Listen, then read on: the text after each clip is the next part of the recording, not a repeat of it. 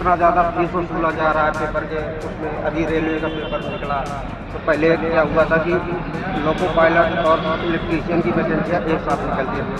अब क्या हुआ कि अलग अलग कर दिया गया, दोनों पेपर की 500-500 रुपये फीस कर दी गई, दोनों पेपर की फीस वसूली जा रही है। अलग अलग पेपर करवाएंगे, एग्जाम देने जाएंगे, हज़ार 1500 रुपये फीस लगेगी, किराया भाड़ा लगेगा। अब हम बदलाव चाहते हैं। ये पहली चीज़ तो हमारी जो सबसे बड़ी एक समस्या है हमीरपुर हाईवे, जो कि 10 साल से हमारे माननीय सांसद जी हैं, उन्होंने कोई ध्यान नहीं दिया और कितने हादसे हुए, कितने लोगों ने अपनी जान गंवाई। इस पे किसी ने अभी तक कोई एक बार मुद्दा उठाया था सांसद जी ने, इसके बाद कोई किसी प्रतिनिधि ने इस मामले को नहीं उठाया। ये छोटा सा निर्माण, ये संगम वाला एरिया है, इस पर काफ़ी समय से मांग चल रही है, लेकिन इसको तो कोई तरह सांसद के विधायक शायद, तो हमने केवल एक ही बार जब इलेक्शन के टाइम में जब वो अपना अभियान करने आए थे तभी हमने उनसे रूबरू हुए। इसके बाद दोबारा भाजपा ने उन पर जो दांव खेला है, तो पता नहीं किस हिसाब से उनको टिकट दिया गया है। लेकिन यही है कि अब हमारा तो बिल्कुल दरवाजे से निकलने की तक जगह नहीं रहती है। घर भी फट गया है देखिए, और आते हैं देख के बस वोट के टाइम में कहते हैं कि वोट डालो बनवा देंगे, फिर कोई सुनाई नहीं होती है, फिर जब नहीं जाते तो कभी नहीं आते। जो लोग विकास की बात करते हैं उनको एक बार वोट दीजिएगा कि जो जमीनी स्तर पर विकास का कार्य है वोट उनको। सरकार की जो है, जैसे उन्होंने किसान सम्मान निधि वगैरह है, बिजली है, पानी है, लाइट है, कॉलोनी है, ये काम खैर किया है, लेकिन जो माफियागिरी पर जो अंकुश लगाया है, यही अंकुश अगर भ्रष्टाचार पर जो चल रहा है, बेरोजगारी पर, इसी तरह अगर अंकुश लगाएं तो हो सकता है जो सरकार ऐसी है वो कोई इनके मुकाबले ना है, ना ही और ना ही हो पाए। जनतंत्र टीवी की टीम अब पहुंच चुकी है ग्रामीण क्षेत्रों में। आइए जानते हैं 2024 में किस मुद्दे को लेकर के ग्रामीण हमीरपुर शहर की जनता मतदान करेगी। बात करते हैं, क्या नाम है चाचा आपका? हमारा नाम रामचंद्र है। किस मुद्दों को लेकर 2024 में आप मत का प्रयोग करेंगे? अब यही है भैया, पिचिन नहीं बन रही है, 10वें साल से बाढ़ आ जाती है, और समस्या है कि ये रोड खरंजा वाला नहीं बन रहा है, यही समस्या है। और ये सांसद लोग हैं, कभी दर्शन नहीं करते यहाँ पे। पिछले 2 पंचवर्षीय से सांसद पुष्पेंद्र सिंह चंदेल रहे, तीसरी बार भारतीय जनता पार्टी ने फिर से मैदान में उतारा है, तो क्या लगता है आपको तीसरी पंचवर्षीय में आपका काम हो पाएगा? अब हम ये तो मुश्किल है इसको, क्योंकि कभी दर्शन तो होते नहीं है, वोट मांगने के टाइम आते हैं बस। वोट मांगने के टाइम आते हैं खाली, ऐसा इनका कहना है। ये हमारे साथ बात करने के और भी लोग मौजूद है। क्या नाम है आपका? क्या 2024 में किस मुद्दों को लेकर के आप मत का प्रयोग करेंगे? तो प्रयोग तो कर देंगे, मगर पहले सर आपको ये चाहिए ना देखे यहाँ क्या समस्या नहीं है, इसको पहले देखे सरकार। बताइए तो आपकी समस्या क्या है? समस्या यही है, अब पानी भर जाता है, घर छोड़ के भागना पड़ता है, कहाँ जाएं? घर गिरने वाला है, पिचिन की समस्या सबसे बड़ी है। पहले पिचिन बनवाए सरकार, वोट तो हम डालते ही हैं। पिचिन की समस्या को लेकर के ऐसा ग्रामीण क्षेत्रों का कहना है कि पिचिन की समस्या, जो कि बरसात आने के बाद में एक बाढ़ का प्रकोप आता है जिसमें इनके घर ढह जाते हैं, ऐसा इनका कहना है। और भी लोग हमारे साथ मौजूद हैं। क्या नाम है चाची आपका? क्या नाम है आपका? इस बार 2024 में किस मुद्दों को लेकर के आप मतदान करेंगे? यही है कि अब हमारा तो बिल्कुल दरवाजे से निकलने की तक जगह नहीं रहती है। घर भी फट गया है देखिए, और आते हैं देख के बस वोट के टाइम में कहते हैं कि वोट डालो बनवा देंगे, फिर कोई सुनाई नहीं होती है, फिर जब नहीं जाते तो कभी नहीं आते। क्या सांसद जी आपके पास, आपके क्षेत्र में कभी नहीं आते? कभी नहीं है, कभी नहीं है।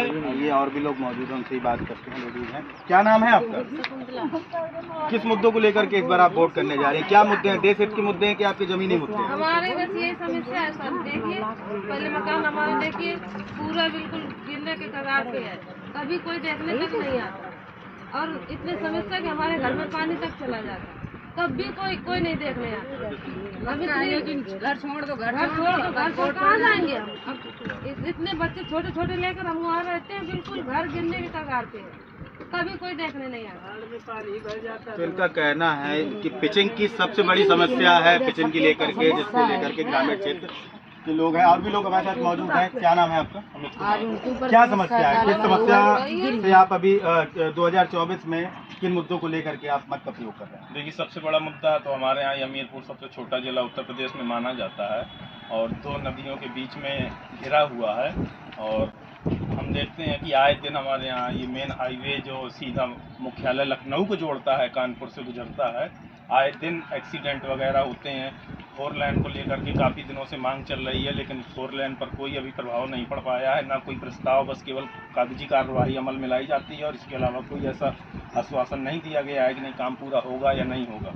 शिक्षा के लिए देखा जाए तो ना ही कोई ज़्यादा शिक्षा पर कोई प्रबंध ऐसा है कि बच्चों की पढ़ाई पर ध्यान दिया जाए।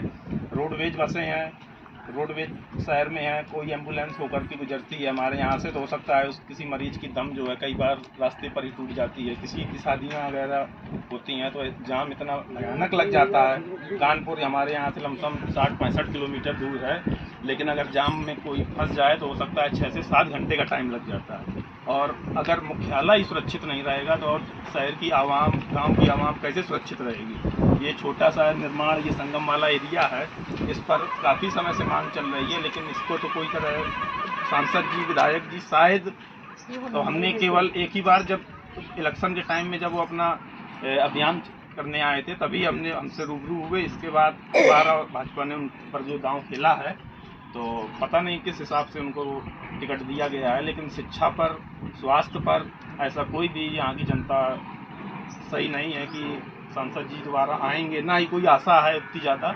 आए, जनता से मिले, नेता वो चाहिए हमको जो जनता से, धरती से जुड़ा हुआ हो, हमारे सुख दुख में साथ दे, कोई समस्या हो तो हमसे संपर्क करे। वो नहीं आ सकते, उनके प्रतिनिधि कम से कम आएँ। और जो सरकार की जो मंशा चल रही है, सरकार की तो खैर ठीक है, लेकिन कुछ प्रतिनिधि उनका काम बिगाड़े हैं। जैसे सरकार कुछ काम जैसे सही कर रही है, शिक्षा पर उतना जो जोर नहीं दिया जा रहा, बस जैसे माफियागिरी है, माफियागिरी तो खैर सरकार बंद कर रही है। इसी तरह अगर वो रोक लगाए, जो ये शिक्षा है, स्वास्थ्य संबंधी, हम अस्पताल जाएं, हो सकता है डॉक्टर मनमानी करने लगे, तो हमको ये लगता है कि हमने जो अपना सांसद चुना है उनको हम फ़ोन करें, वो आकर के हमारी शिक्षा का निराकरण करें, हमारे स्वास्थ्य का निराकरण करें। हमको ऐसा सांसद चाहिए जो धरती से जुड़ा हो, हम लोगों से जुड़ा हो, हमारे सुख दुख में साथ दे, यही हम चाहते हैं। तो शिक्षा, स्वास्थ्य, सड़क, जिसको लेकर के ग्रामीण जनता का कहना है कि शिक्षा को लेकर के थोड़ी और सरकार को पहल करनी चाहिए, साथ ही साथ स्वास्थ्य को लेकर के गवर्नमेंट हॉस्पिटल में इलाज अच्छा होना चाहिए और सड़क सुरक्षा को लेकर के, ऐसा ग्रामीण लोगों का कहना है। और भी लोग हमारे साथ मौजूद हैं बात करने के लिए, आइए बात करते हैं। क्या नाम है आपका? जयदीप। क्या 2024 किस तरीके से आप वोट दे रहे हैं? अब सर देखिए ऐसा है, वोट तो मान लेते ही है, मतलब अपना वोट खराब नहीं करते हैं। मतलब ये है कि अब समस्या हाँ ऐसा है कि ये हमारे बंधा निर्माण नहीं हो पा रहा है, हम इससे बहुत ज़्यादा परेशान हैं। कई मतलब पानी भर जाता है, घर के अंदर पानी भागना पड़ता, बोले जाओ यहाँ से कहाँ जाएँ हम, मतलब घर छोड़ के छोटे बच्चे के लिए। तो यही बहुत परेशानियाँ हैं, तो हम इससे बहुत याद है। यहाँ कोई आता भी नहीं, कोई नेता की न कोई सुनाई होती है। हमारे साथ एक दादी मौजूद है, ये इनसे बात करते हैं। इस बार आप 2024 में वोट करने जा रही हैं, आपकी उम्र हो चुकी है कि आपसे बेहतर जमीनी मुद्दे कोई नहीं जानता है, तो किस मुद्दों को लेकर के 2024 में आप मत का प्रयोग करेंगे? देंगे साहब, वक्त देते हैं हम तो भैया, सब हर साल देते हैं, वोट जब पढ़ते हैं देते हैं। वोट देना तो आपका अधिकार है, लेकिन इस बार सांसदीय चुनाव में 2024 क्या आपकी समस्याएं हैं, किसको आप पसंद कर रही हैं, किस चीज को लेकर के आप वोट करने जा रही हैं? देंगे बाबूजी, क्या कह देंगे वही कर देंगे। हाँ। और भी लोग हमारे साथ मौजूद है, ये बात करते हैं। मतदान मैं करूंगा देश के लिए, देश का जिसने भला किया उसको मतदान है। तो छोटी छोटी समस्या जनपद स्तर की समस्या बनती रहती है, जिसको राष्ट्र प्रेम है वही उसी का है।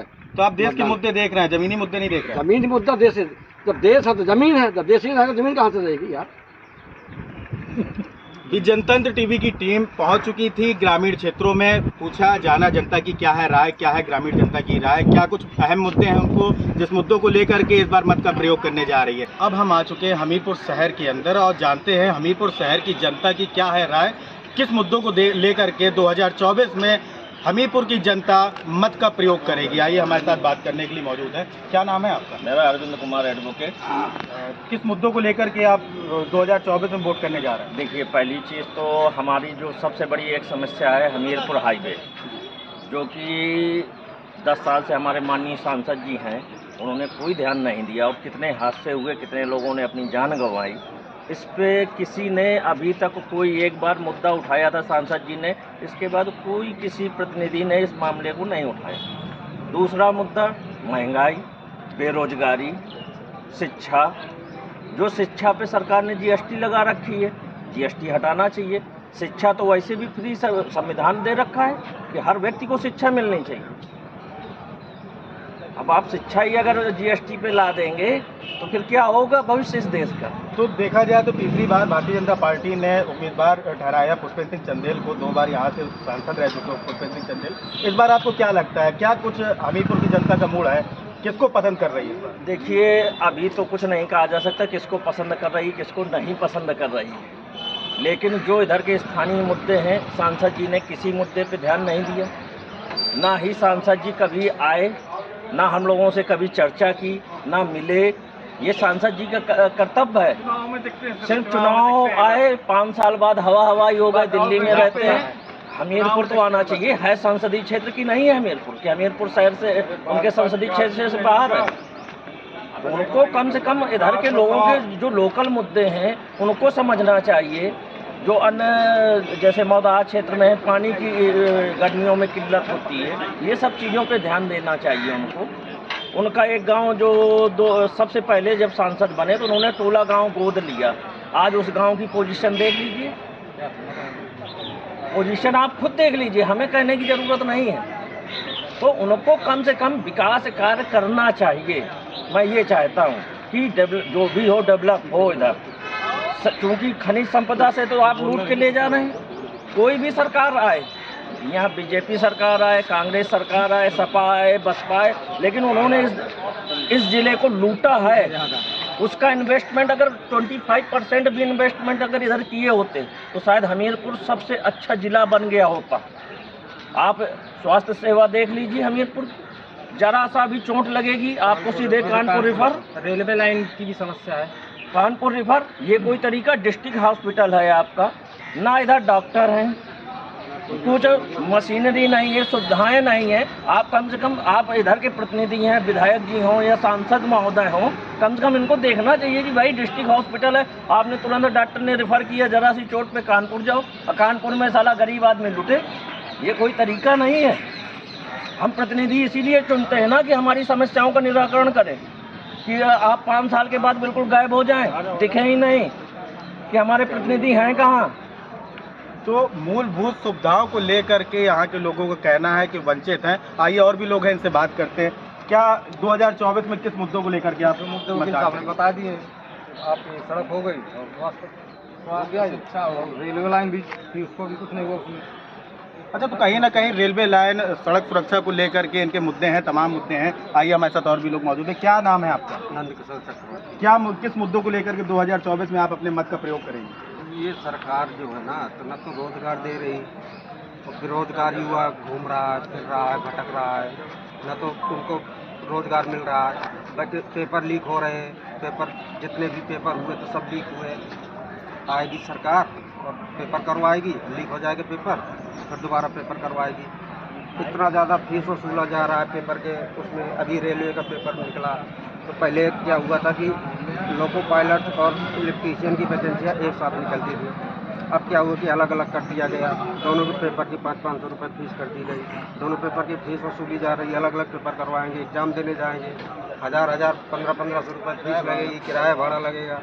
अब हम बदलाव चाहते हैं, इस सरकार से हम तंग आ चुके हैं। जितना भी बेरोजगारी हुआ है तो वो भी तंग है। तो कहीं ना कहीं बेरोजगारी को लेकर के बदलाव की बात भी करते यहाँ की जनता नजर आ रही है। और भी लोग हैं हमारे साथ मौजूद, आइए उनसे बात करते हैं। 2024 मत किस मुद्दों को लेकर के मत देने जा रहे हैं? देखिए, सबसे पहले बता दें कि हमारा जो शहर है 2 नदियों के बीच में बसा हुआ है, और हर वर्ष इसमें बाढ़ आ जाती है, जिसमें कि कई सैकड़ों गाँव डूब जाते हैं। और जो कि एक नगरीय सीमा है हमारा शहर हमीरपुर, तो इसमें हमीरपुर में यमुना नदी और बेतवा नदी है। जब पानी ऊपर आता है तो शहर में घुसता है, गाँवों में घुसता है, लोगों घर गिर जाते हैं। जो भी सांसद आए हैं, जितने भी सांसद हुए आज तक, उन्होंने आज तक कभी ये नहीं कहा कि यहाँ पे पट्टे का निर्माण होगा, पटिन का निर्माण होगा, तो जिससे कि हम लोग बाढ़ में नहीं जाते हैं। लेकिन ऐसा कोई भी सांसद आज तक नहीं हुआ जो हमारे बंधों को निर्माण करा रहे, तो शहर हमारा सुरक्षित हो जाए कम से कम। और बात रही हमारे सांसद जी की, तो सांसद जी जो है जब बड़े बड़े कोई कार्यक्रम होते तभी हमीरपुर शहर आते हैं। बाकी वो लापता सांसद हैं, जो अभी कुछ दिन पहले हमारे लापता सांसद जी के बारे जो प्रेजेंट में सांसद जी हैं उनके बारे में एक पोस्ट वायरल हो रही थी कि लापता सांसद, वो बिल्कुल बात सही है। और जो सांसद हमारे ज़मीनी स्तर पर काम करेगा वोट उसी को जाएगा। देखिए, कहीं ना कहीं इनकी समस्याएं हैं जो आप साथ तौर से देख पा रहे हैं। आइए और भी लोग मौजूद हैं। 2024 किस मुद्दों को लेकर के आप मत का प्रयोग करेंगे? हमारे जैसे बड़े भाई समीर इंसाद जी ने बताया कि सड़क है, रेलवे लाइन है, और हमीरपुर शायद यूपी में देखा जाए तो सबसे छोटा ज़िला माना जाता है और शांत आबादी है। किचन का निर्माण काफ़ी समय से चल रहा है। सरकार की मंशा तो कुछ ठीक है, लेकिन जो सरकार के प्रतिनिधि हैं वो जनता के बीच ना रूबरू होते हैं, ना ऊपर से उनको कोई जवाब वो दे पाते हैं। लेकिन सरकार की जो है, जैसे उन्होंने किसान सम्मान निधि वगैरह है, बिजली है, पानी है, लाइट है, कॉलोनी है, ये काम खैर किया है। लेकिन जो माफियागिरी पर जो अंकुश लगाया है, यही अंकुश अगर वो भ्रष्टाचार पर जो चल रहा है, बेरोजगारी पर इसी तरह अगर अंकुश लगाएं तो हो सकता है जो सरकार ऐसी है वो कोई इनके मुकाबले ना है, ना थी और ना ही हो पाएगी। अगर जो ये बेरोजगारी है, बच्चों के पेपर वायरल होते हैं, बच्चे कई समय से तैयारी करते हैं और पता लगे 2 दिन बाद रिश्वतखोरी चल जाती है, तो सरकार जिस तरह टारगेट कर रही है, जैसे माफियागिरी को टारगेट कर रही है, इस तरह अगर वो टारगेट बेरोजगारी को और शिक्षा पर करने लगे तो बहुत ही काबिल तारीफ सरकार मैं मानता हूँ। समस्याएं यहाँ की आम जनता की नजर आ रही है। महोबा, तिंदवारी, हमीरपुर मिलाकर लोकसभा 47 सीट है, जहाँ पर लोगों की तमाम ऐसी बातें हैं जो सामने आ रही है, जो कि नाखुश है, सांसद जी से नाखुश है। उनका कहना है कि बैनर पोस्टर भी लग जाते हैं सांसद लापता के। आइए और भी जानकारी लेते हैं, क्या कुछ आप मुद्दों को लेकर। देखिए, मैं बहुत कम शब्दों में अपनी बात रखूंगा कि जो लोग विकास की बात करते हैं उनको इस बार वोट नहीं दिया जाएगा, जो जमीनी स्तर पर विकास का कार्य करेंगे वोट उनको। अच्छा, इस बार देश के मुद्दों को लेकर के मत करने जा रहे हैं कि जमीनी स्तर के मुद्दों को मत करने? भाई ये है कि शिक्षा, स्वास्थ्य और विकास कार्य होना चाहिए, इसी पे मत हो। अपने अपने तमाम मुद्दों को लेकर के जनता वोट करेगी। हमीरपुर महोबा तिंदवारी सीट है, जिसमें आम जनता की क्या आम जनता के जहन में चल रहा है, किस मुद्दे को लेकर के 2024 में मत का प्रयोग करेगी। हमीरपुर से विकास सिंह, जनतंत्र टीवी। इतना ज़्यादा फीस वसूला जा रहा है पेपर के, उसमें अभी रेलवे का पेपर निकला।